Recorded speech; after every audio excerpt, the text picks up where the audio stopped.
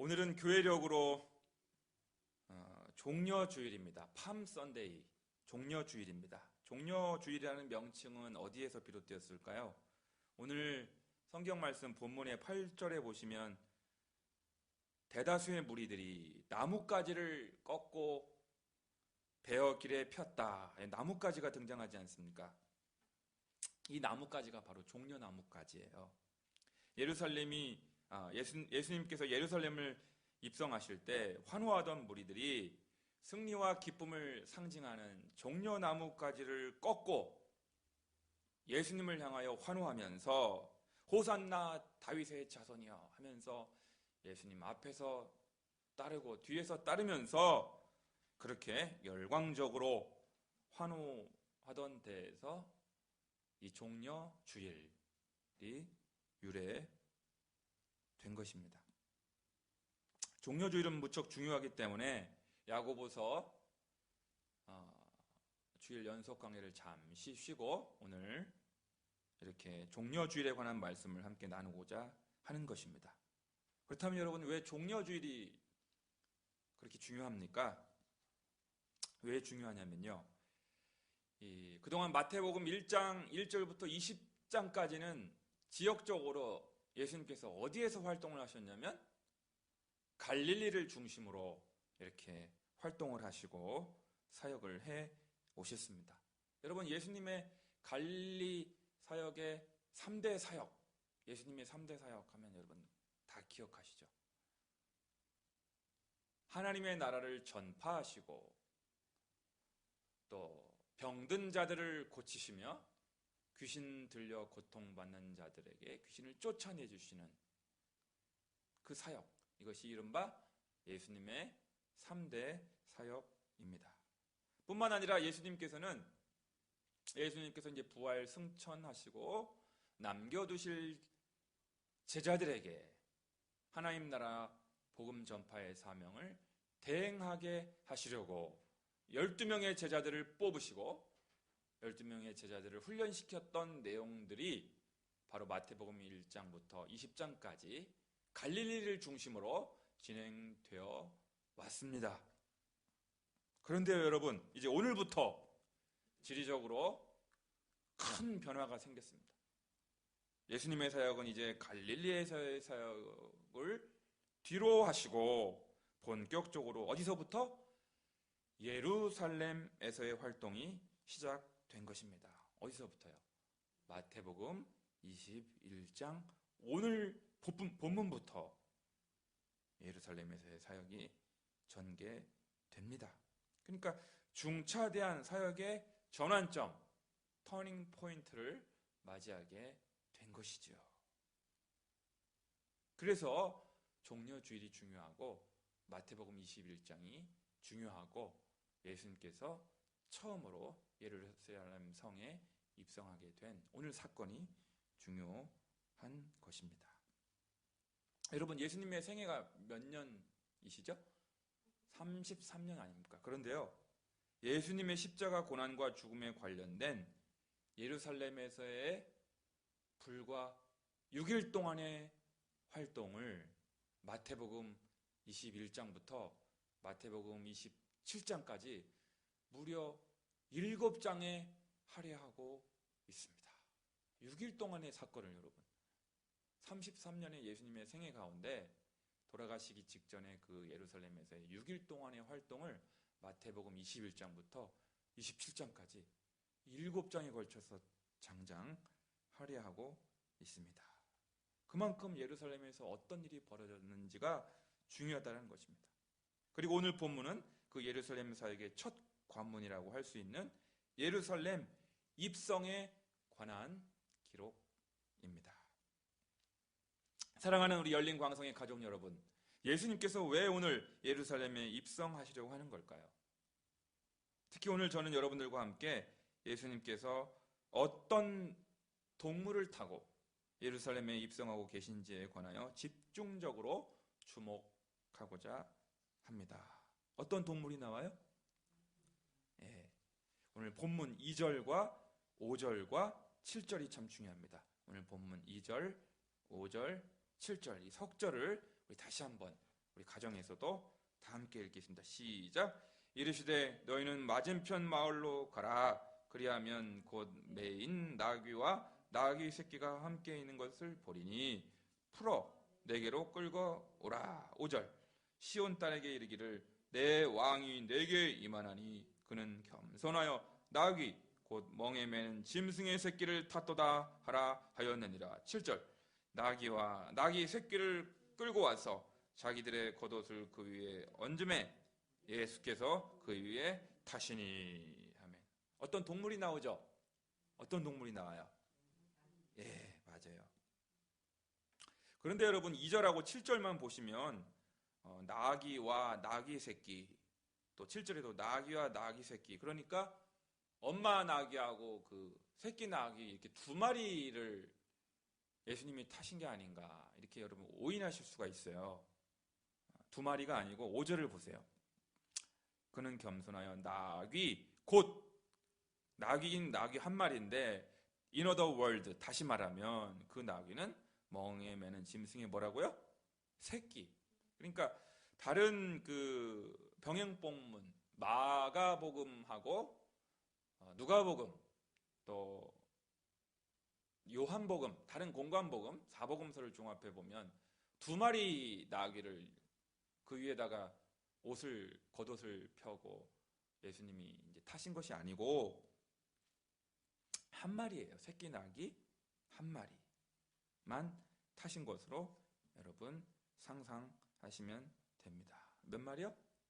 한 마리 나귀 새끼 나귀를 타고 가신다 하는 것입니다. 그렇다면 여러분, 저는 이 시간 새끼 나귀 새끼를 타고 예루살렘에 들어가시는 예수님을 묵상하며 예수님께서 이 땅에 오신 이유를 다시 한번 상기해 보고자 합니다. 여러분 한번 따라해 보실까요? 예수님은 평화의 왕으로 이 땅에 오셨습니다. 어떤 왕으로 오셨다고요? 평화의 왕으로 오셨습니다. 오늘 2절 말씀, 5절 말씀, 7절 말씀 아까 읽었는데, 여러분 이 당시 로마의 황제들, 왕들, 그리고 군대 지휘관들은 뭐를 타고 주로 다녔냐면 백마를 타고 다녔어요. 백마, 힝 하는 그 백마 있죠. 멋진 백마를 타고 다녔어요. 백마는 전쟁용입니다. 전쟁터에서 군사적인 용도로 쓰이는 동물이 바로 백마예요. 그러니까 전쟁에서 승리를 하고 개선 장군들이 이렇게 요즘으로 치면 카퍼레이드를 하고 이렇게 시민들의 환영을 받으면서 도시로 들어오는 것이 바로 막 종려나무 가지를 막 흔들고 이렇게 열광적으로 국민들이 이제 환영하는 행사를 했던 거예요. 그러니까 백마를 타고 들어오셔야 맞아요. 왜냐하면 예수님도 거기 오늘 성경에 보니까 내 왕이 내게 임하나니, 예수님도 왕이시잖아요.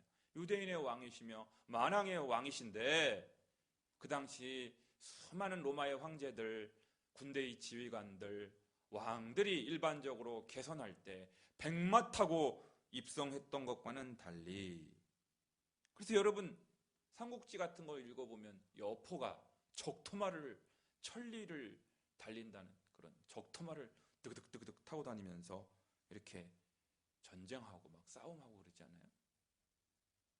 근데 예수님은 백마를 타고 예루살렘에 들어오신 것이 아니라 참 초라하고 우스꽝스러운, 별로 멋도 없고 뽀대도 안 나는 평범한 서민들이 농사에 주로 사용하는 뭐를 타고 오셔요? 나귀를 타고, 그것도 새끼 나귀를 타고 예루살렘 성에 들어오고 계십니다. 이것은 바로 예수님께서 평화의 왕으로 이 땅에 오셨음을 알리는 내용입니다. 평화의 왕으로. 전쟁과 분쟁을 종식시키시고 다툼과 갈등을 종식시키시며 평화의 나라를 만들기 위하여 이 땅에 오신 분이 누구시라고요? 예수 그리스도 유대인의 왕 예수님이십니다. 할렐루야! 내 영혼의 평화가 넘쳐남은 주의 큰 복을 받음이라. 내가 주야로 주님과 함께 있어 내 영혼이 편히 쉬네. 평화 평화로다.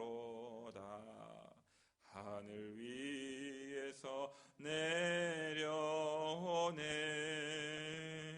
그 사랑의 물결이 영원토록 내 영혼을 덮으소서. 평화의 왕이신 예수님께서 가정에 임하시고 직장 가운데 임하시고 무엇보다 내 심령 가운데 왕으로 좌정하실 때 세상이 알 수 없는 하늘의 평화와 평강이 우리 가운데 임하게 될 줄로 믿습니다. 그런데 여러분, 그럼에도 불구하고 무리들뿐만 아니라 심지어 3년 동안 예수님과 한솥밥을 먹으면서 동고동락했던 제자들마저도 예수님을 정치적인 메시아로, 군사적인 메시아로 오해하고 말았습니다. 그런데 여러분, 어떻게 보면 좀 이해할 만도 해요. 왜냐하면 이 당시 유대인들이 로마의 압제를 받았잖아요. 경제적으로 수탈을 당하고 말았잖아요. 그러니까 유대인들에게 어떠한 메시아를 기대했냐면 정치적인 메시아가 등장해가지고 군사적인 메시아가 와서 로마 황제를 전복시키고 새로운 왕으로 등극하기를 간절히 원했던 것이에요. 그런 기대감이 너무나 컸어요. 그런데 뭐 자기는 왕이라고 그러는데, 유대인 왕이 왕이라고 그러는데 그냥 십자가에 매달려갖고 허무하게 그냥 죽어버린 거예요. 그러니까 자기 자신의 그 기대감이 산산조각이 나고 마니까 무리들은 어떻게 돌변했냐면 예수를 십자가에 못 박아라. 처음에 뭐 종려나무 뭐 가지 흔들고 호산나 다윗의 자손이여 우리를 구원하소서, 그렇게 열광적으로 환호하고 박수갈채를 보내고 따랐던 민중들이, 그 군중들이, 무리들이 한순간에 싸늘하게 돌변해가지고 예수를 십자가에 못 박아라, 바라바라를 놓아주고 예수를 십자가에 못 박아라, 그렇게 싸늘하게 돌변한 거예요. 그러니까 참 여론은 그게 세상 인심인 것 같아요. 제자들도 다 뿔뿔이했대. 여러분, 무리들, 군중들, 뭐 예수님이랑 별로 인격적인 관계를 맺지 않았던 뭐 그런 사람들이야 뿔뿔이 흩어질 수 있다고 쳐요. 그런데 스승인 예수님의 그 밑에 있던 제자들마저도 다 도망치고 흩어지고 말았다는 것입니다. 사랑하는 여러분, 예수님이 이 땅에 평화의 왕으로 오신 메시아임을 꼭 기억하시기를 바랍니다. 두 번째로 따라해보세요. 예수님은 온유의 왕으로 이 땅에 오셨습니다. 첫 번째가 뭐였죠? 평화의 왕으로 이 땅에 오신 분. 평화의 왕으로. 오늘 본문 5절을 한번 읽겠습니다. 다 같이 가정에서도 시작. 시온 딸에게 이르기를 내 왕이 내게 임하나니 그는 겸손하여 나귀 곧 멍에 매는 짐승의 새끼를 탔도다 하라 하였느니라. 왕은 왕인데 어떤 왕이냐? 겸손하여 라고 번역되어 있죠. 그런데 헬라 원어는 프라우스라고 하는데 우리말 성경에 이제 겸손하여라고 번역되어 있는데 사실은요 더 정확하게 번역하면 온유하다라고 번역. 이 프라우스라고 하는 헬라어는 뭐 겸손하다라고 해가지고 틀린 것은 아니겠는데 더 엄밀하게 번역하면 온유하다라고 번역하는 것이 더 정확한 번역이 됩니다.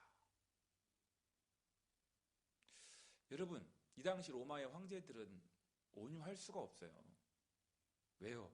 머리에 뭐를 썼어요? 황제들, 임금들, 왕들, 군대의 지휘관들은 머리에 투구를 쓰고요. 그리고 몸에 두꺼운 갑옷을 입고 손에는 칼을 차고 칼을 들고 앞으로 진군하는 그런 공격적인 모습을 띠고 있습니다. 그러나 지금 예루살렘에 입성하시는 예수님은 전혀 그러한 모습이 없습니다. 비무장 상태입니다. 전혀 칼을 쥐고 계시지 않으시고요. 머리에 투구를 쓰지도 않으셨습니다. 그리고 갑옷을 착용하고 계시지도 않습니다. 일찍이 예수님은 자기 자신을 가리켜 마태복음 11장 29절에서 뭐라고 말씀하시냐면 따라해 보실 거예요. 나는 마음이 온유하고 겸손하니. 겸손보다 더 앞에 나오는 말이 뭐예요? 온유. 프라우스. 온유해. 온유라는 건 뭐예요, 여러분? 눈에는 눈, 이에는 이, 내가 보복하리라. 네가 나를 5대 때렸어?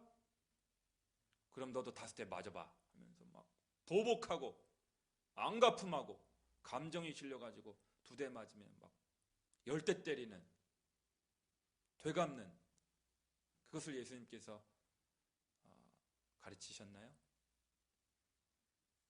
예수님은 마태복음 5장 38절에서 42절을 통하여 이렇게 말씀하십니다. 또 눈은 눈으로 이는 이로 갚으라 하였다는 것을 너희가 들었으나 나는 너희에게 이르노니 악한 자를 대적하지 말라. 누구든지 내 오른편 뺨을 치거든 왼편도 돌려대며 또 너를 고발하여 속옷을 가지고자 하는 자에게 겉옷까지 가지게 하며 또 누구든지 너로 억지로 오리를 가게 하거든 그 사람과 심리를 동행하고 내게 구하는 자에게 주며 내게 꾸고자 하는 자에게 거절하지 말라. 여러분, 예수님의 이러한 정신을 뭐라고 인도의 마하트마 간디는 말씀하셨죠? 따라해 보실까요? 비폭력 무저항주의. 이 예수님의 정신, 이 산상수훈의 정신, 예수님의 가르침에서 비롯된 것이 바로 인도의 마하트마 간디의 비폭력 무저항주의고요. 그것을 이어받은 3.1운동의 정신이 바로 비폭력 무저항주의였지 않습니까? 그래서 네이버 우리말 사전에 보니까 온유란, 참 온유. 그래서 김온유, 어떤 분 이름에 넣잖아요. 김온유, 박온유. 온유가 뭐냐? 사전에 이렇게 돼 있어요. 성격, 태도 따위가 온화하고 부드러움. 풀이만 해도 참 기분이 좋아져요. 한번 따라해보세요. 성격, 태도 따위가 온화하고 부드러움. 참 이렇게 봄볕처럼 요즘 얼마나 날씨가 좋아요. 참 산책하기 좋고 산보하기 좋고 코로나 때문에 좀 신경이 쓰여서 그렇지. 너무너무 봄볕처럼 따사로운 그 온유함. 그래서 이솝우화에 보면요, 그거 나오잖아요. 그 두꺼운 옷을 입고 있는, 추워가지고, 그죠? 그 행인의 옷을 누가 벗길 것인가. 그래서 막 바람이 그냥 막 센 바람을 불어가지고, 그죠? 강제적으로 그냥 그 옷을 벗기려고 막 했는데 더 추우니까 그 행인이 옷을 동여매는 거예요. 추우니까. 근데 이제 따스한 그 햇빛이, 봄볕이, 더우니까 누가 시키지 않아도, 강제적으로 안 해도 더우니까 알아서 옷을 벗고 그러는 거예요. 그게 떠오르잖아요. 그게 온유예요. 성품, 성격 따위가 온화하고 부드럽다. 예수님이 마태복음 5장 5절에 뭐라고 말씀하셨냐면 온유한 자는 복이 있나니 저희가 땅을 기업으로 받을 것이며. 한번 따라해 보실까요? 외워볼까요? 다 여러분 팔복 다 암송하시잖아요. 온유한 자는 복이 있나니 저희가 땅을 기업으로 받을 것이며. 시편에도 그런 말씀이 동일하게 온유한 자, 땅을 하나님 나라를 소유하게 된다. 구약의 이사야 선지자는 마치 새끼 나귀처럼, 나귀는 막 강포한 동물이에요? 포악한 동물이에요? 순한 동물이에요? 엄청 순해요, 순해. 예. 순함의 아이콘은 또 있죠. 나귀 말고 또 한 동물이 있어요. 뭐예요?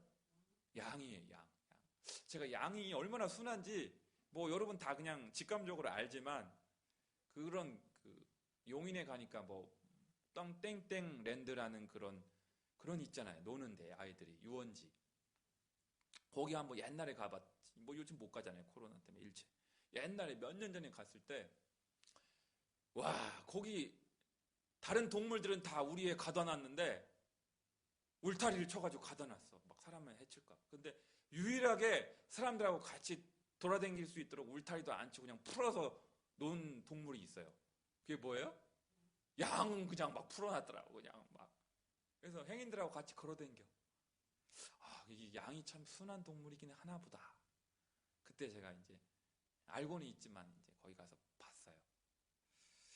예수님께서 이사야 53장 7절에 이렇게 말씀하고 계시죠. 그가 곤욕을 당하여 괴로울 때에도 그의 입을 열지 아니하였으며 마치 도수장으로 끌려가는 어린 양과 털 깎는 자 앞에서 잠잠한 뭐같이? 양같이 그의 입을 열지 아니하였도다. 이 털을 깎을 때 이스라엘 사람들이 양의 이렇게 백가죽에 털 깎잖아요. 머리 주변에. 순해갖고 가만히 있는다. 순해가지고. 입을 열지 않는 그 순한 양의 모습. 그 나귀의 모습이 바로 예수님의 모습. 온유의 왕이시다. 옛말에 유능제강이라고 하는 사자성. 유능, 부드러울 유자. 부드러움은 능히 제압한다. 뭐를? 강함을 제압한다. 부드러움하고 강함하고 싸우면 누가 이겨요? 우리 같으면 강함이 이길 것 같잖아요. 그죠? 그런데 인류의 역사의 진리는 뭐냐면 부드러움이 강함을 제압한다, 이긴다. 강함은 어떻게 돼요? 부러져요, 여러분. 강함은 부러져요. 그러나 부드러움은 어떻게 돼요? 휘어질지언정 부러지지는 않거든요. 그러니까 온유함이 얼마나 소중한 예수님의 성품이면서 우리 그리스도인들의 성품이 되어야 하는지를 말씀하고 있는 것입니다. 예수님을 닮아 온화하고 부드러운 성품의 소유자들이 다 되시기를 주님의 이름으로 간절히 축원합니다. 네, 프라우스 꼭 기억하시. 프라우스, 헬라어 프라우스. 세 번째 따라해 보실까요? 예수님은 인류의 죄의 짐을 지러 오셨습니다. 여러분, 오늘 본문에 등장하는 그 동물이 뭐라고 그랬죠? 나귀. 나귀가 여러분 농산일에 주로 쓰이는데요. 아주 중요한 용도가 하나 더 있어요. 뭐냐면 바로 무거운 짐을 싣고 수송하기 위하여 쓰이는 동물이 바로 나귀예요. 나귀. 그래서 무거운 짐을 그 나귀의 등어리에 싣고 가면은 아주 좋아요. 그러니까 오늘날의 트럭, 뭐 5톤 트럭, 2.5톤 트럭 있잖아요. 트럭의 용도가 그거 아닙니까? 그게 바로 그 당시의 나귀입니다. 여러분, 예수님이 이 땅에 왜 오셨을까요? 예수님이 직접 말씀하셨잖아요. 수고하고 무거운 짐진 자들아, 다 누구에게로 오라? 예수님께로 오라. 무엇보다도 예수님은 무거운 죄악의 짐에 허덕이는 인생들을 위하여 이 땅에 오셨습니다. 예수님은 마태복음 11장 29절을 통하여 이렇게 말씀하십니다. 나는 마음이 온유하고 겸손하니 나의 멍에를 메고 내게 배우라. 그리하면 너희 마음이 쉼을 얻으리니. 할렐루야. 여러분, 예수님께서 이 땅에 오신 이유, 예수님께서 예루살렘에 입성하신 까닭은 다른 데 있지 않습니다. 마치 나귀 한 마리가 그 무거운 짐을 그 등에 싣고 가듯이 인류의 죄악을, 우리의 죄악을, 아니 바로 죄 많은 나의 죄악을 대신 짊어지시기 위하여 이 땅에 오신 줄로 믿습니다. 사랑하는 여러분, 예수님은 죄의 짐에 무거워하고 힘들어하는 여러분과 저를 위하여 이 땅에 오신 분입니다. 나를 위해 이 땅에 오신 분이십니다. 예수님께 여러분의 모든 죄악의 짐과 무거운 율법의 짐을 다 내어 맡기시면 우리는 깃털처럼 가벼운 삶을 살아갈 수 있습니다. 왜요? 예수님이 대신 짊어져 주시기 때문입니다. 죄짐 맡은 우리 구주 어찌 좋은 친군지 걱정 근심 무거운 짐 우리 주께 맡기세. 주께 고함 없는 거로 복을 받지 못하네. 사람들이 어찌하여 아랠 줄을 모를까. 죄짐에 눌린 사람은 다 주께 나오라.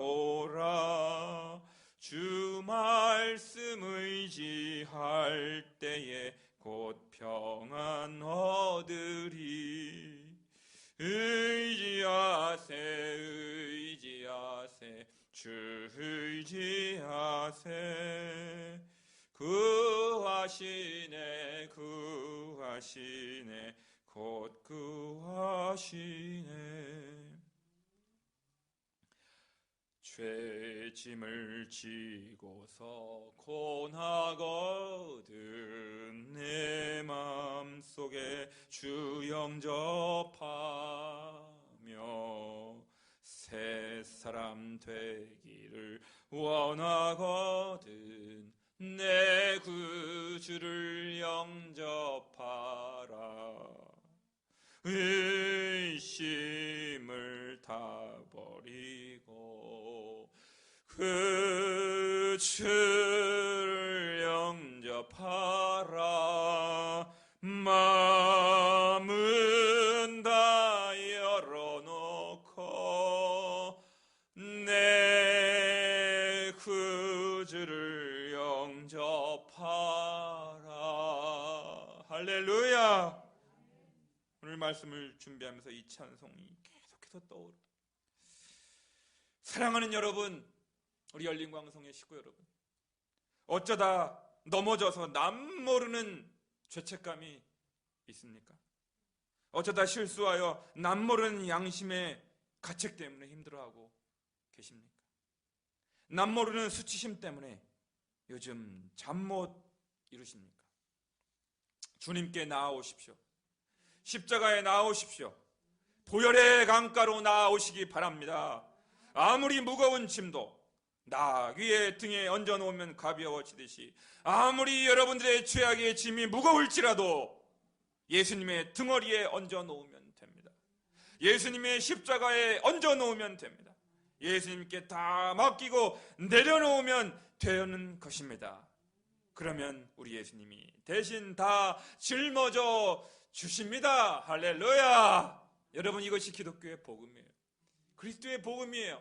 예수님께 죄악의 짐을, 율법의 짐을 다 내려놓고 양심의 자유와 평화와 영혼의 안식을 누려라. 이것이 복음입니다. 예수님의 초청인 것입니다. 구약의 이사야 선지자는 이사야 53장 5절과 6절의 말씀을 통해서 이렇게 말씀합니다. 그가 찔림은 우리의 허물 때문이요 그가 상함은 우리의 죄악 때문이라.